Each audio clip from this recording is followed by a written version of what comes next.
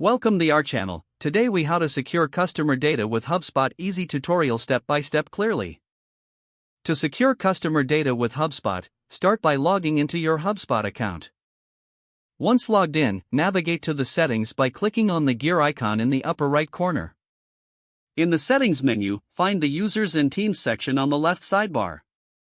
Click on users to see a list of all users in your HubSpot account. For each user, review their permissions by clicking on their name. Ensure that each user has the least amount of access necessary for their role. Next, navigate to Account Settings within the Settings menu. In the Account Settings, look for the Data Privacy section. Turn on two-factor authentication for all users to add an extra layer of security. Ensure that your data encryption settings are enabled to protect sensitive information. Now, go to the Fields section under the Properties tab. Review any custom fields that contain sensitive information. Make sure to limit access to these fields based on user roles. Next, navigate to the Integrations section. Review all applications connected to your HubSpot account. Remove any integrations that are not actively being used.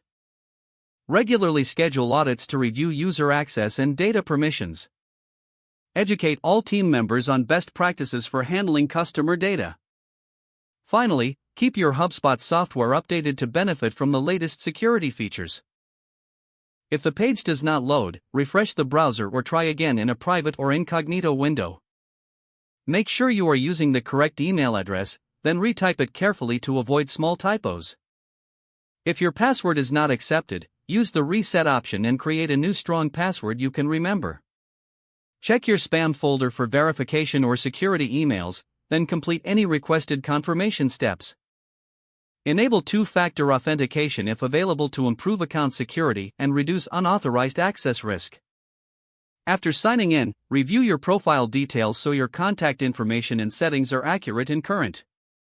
If you see an error message, note it down and try again after restarting your device and internet connection. Log out when you finish, especially on shared devices, to keep your account and payment information secure.